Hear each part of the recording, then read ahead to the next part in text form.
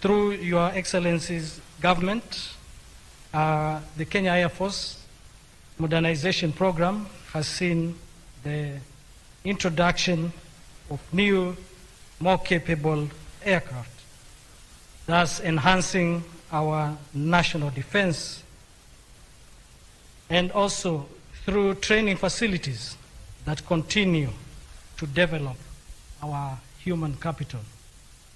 The strength of the Air Force, Your Excellency, is not just in the equipment that we have, but more importantly, in the high-quality human capital that we have.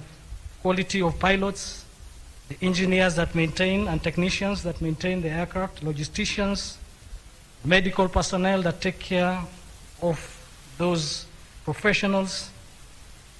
And, Your Excellency, let me recognize the role that the families continue to play and support those of us that serve, and ensure that when we serve, we do not have other issues to worry about, because our families have been taken care of and they are behind us. In particular, Your Excellency, let me recognize that the welfare of the KDF, the personnel, has been very well enhanced in line with your national agenda. Housing for the troops is being addressed, and in the next few years we are rolling out and will continue to roll housing units in our barracks. The first target is 10,000 units that Your Excellency has ensured that it will happen. Also recognize the high-quality medical facilities, again in line with your national agenda, to take care of our soldiers.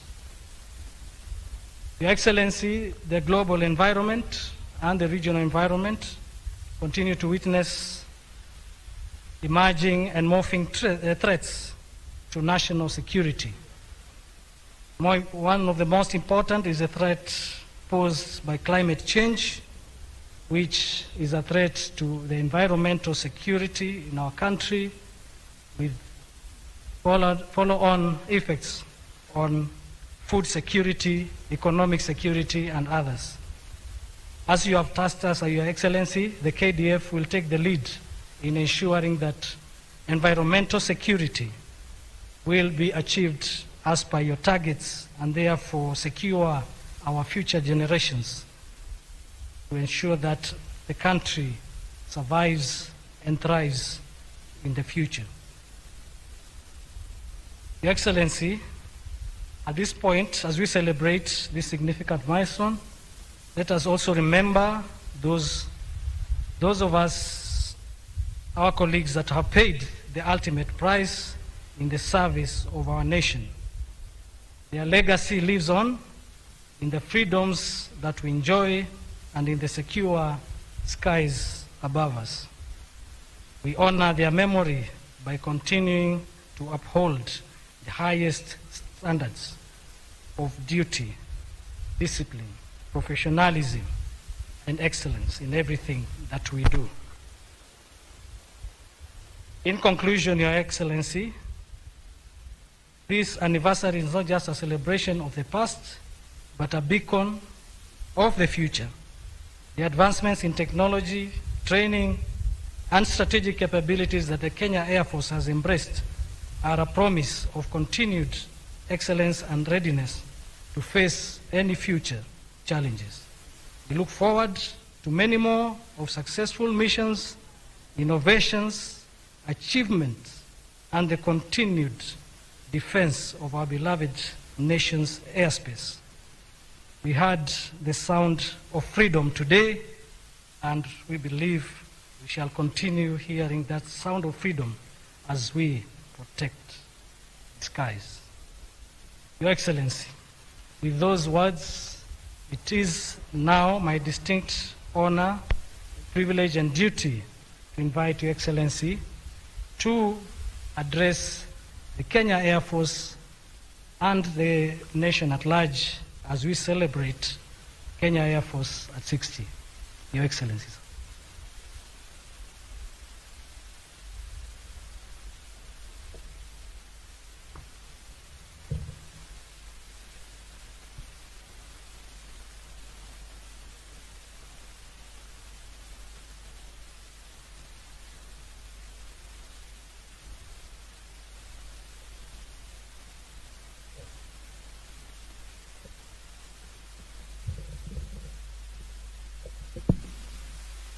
Thank you very much. Let's take our seats.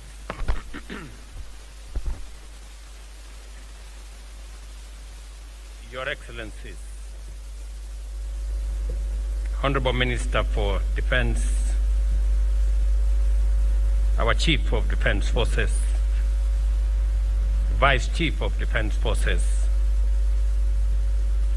service commanders, serving and retired general officers,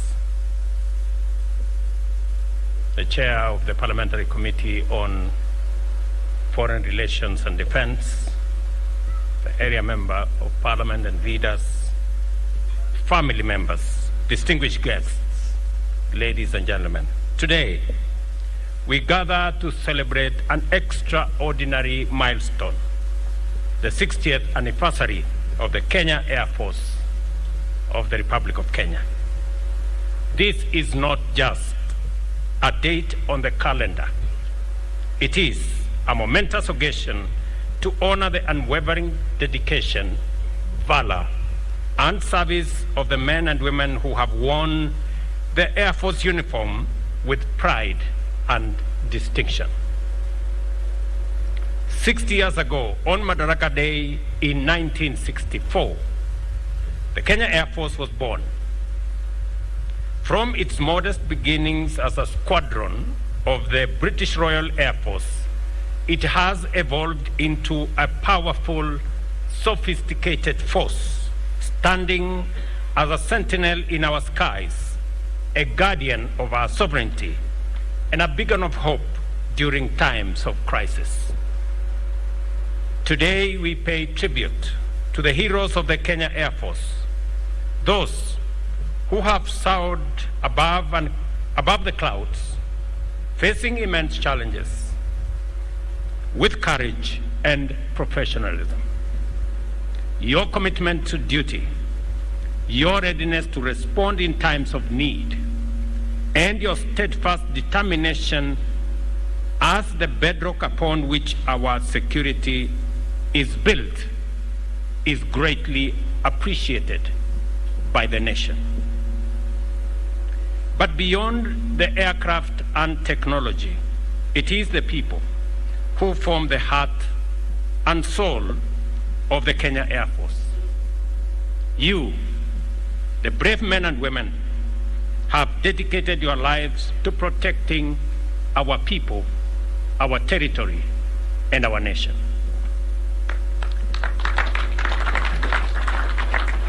You have stood ready day and night to defend our freedom and safeguard our present and future.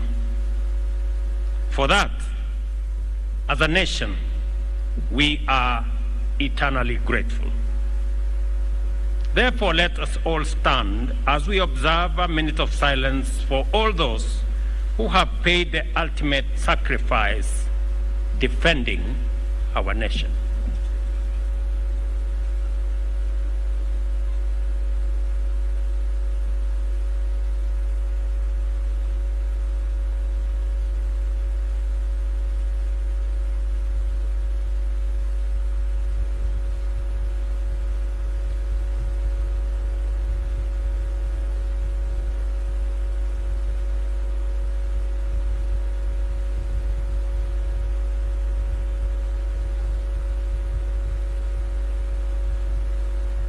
Thank you.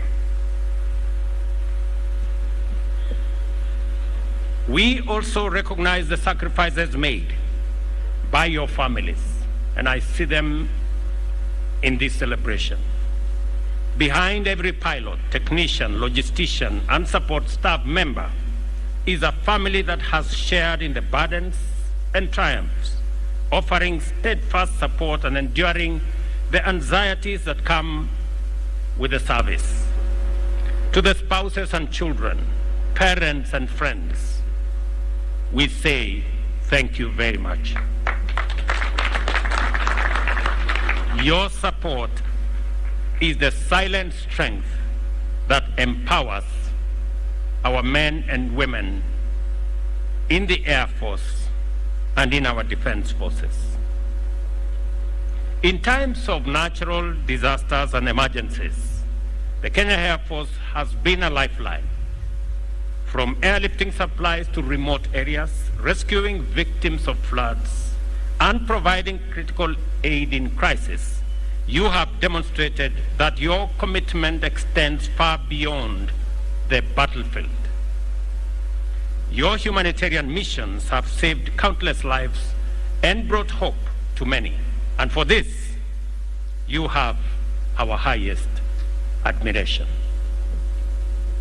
Your role in maintaining peace and security extends beyond our borders. In Somalia, DRC, and other regions, your efforts have helped to bring stability and peace, reflecting Kenya's commitment to being a force for good in our region and globally. The bravery and professionalism you have demonstrated in these missions have earned you the respect and gratitude of nations and have earned our nation admiration and respect across the world. As we look back over these 6 decades, we are reminded of the resilience that defines the Kenya Air Force. You have faced challenges and risen above them. The reorganization following the event of 1992 strengthened your ranks, raised standards, and forged a more disciplined and capable force. From adversity, you have emerged stronger. Congratulations.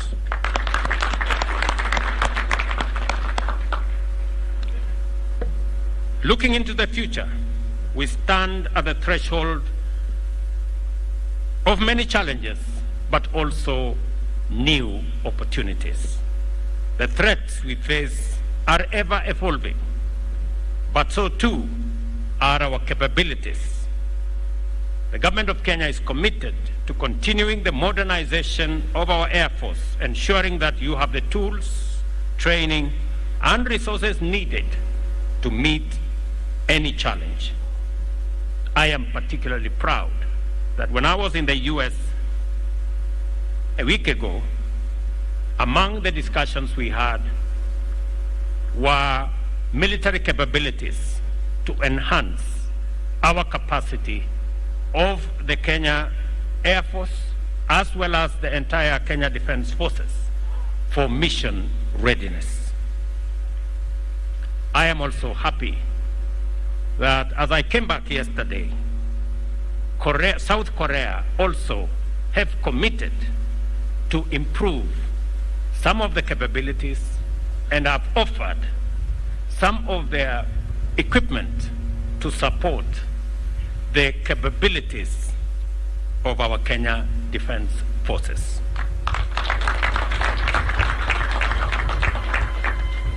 We will invest in cutting-edge technology, enhance our skills, and support your missions to keep our nation safe and our future secure. Today, we honor the past, celebrate the present, and look forward to a future filled with optimism and promise. The Kenya Air Force has a proud legacy of service, sacrifice, and excellence. As you soar into the next decade, may you continue to embody the highest ideals of honor, integrity, and patriotism. To the members of the Kenya Air Force, past and present, I salute you.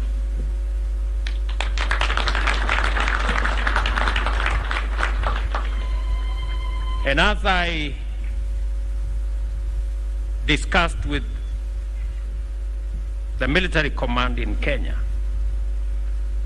the Kenya Air Force have promised me that they have the capabilities, and I will also commit that my administration will support the Kenya Air Force to train a minimum of 200 pilots every year, beginning next year,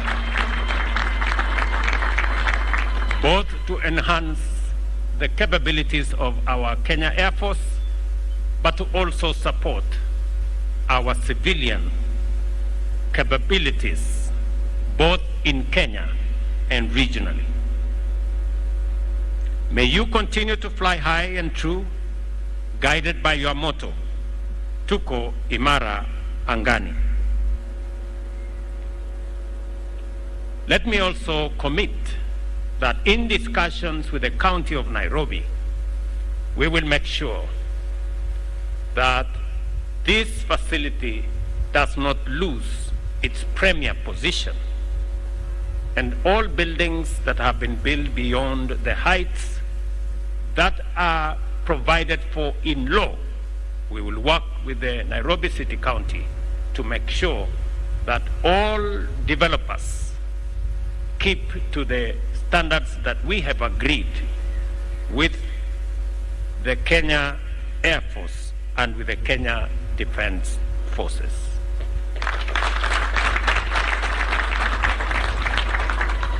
Let me also commit that the 10,000 housing units that will support the housing program for our Kenya Defense Forces is the first phase. We will continuously work with the Housing Fund and the government of Kenya in general to make sure that our Kenya Defense Force personnel in all our formations have adequate and proper housing facilities.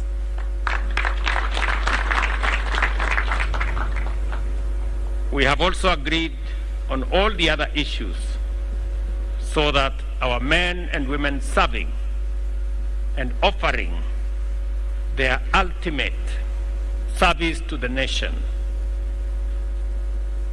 do so as we appreciate what they are doing for our nation and the sacrifices they are making to keep our nation safe and our future secure.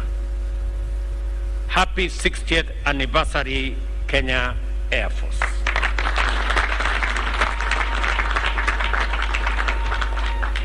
May God bless you all, and may God bless our great country, Kenya. Asanteni sana.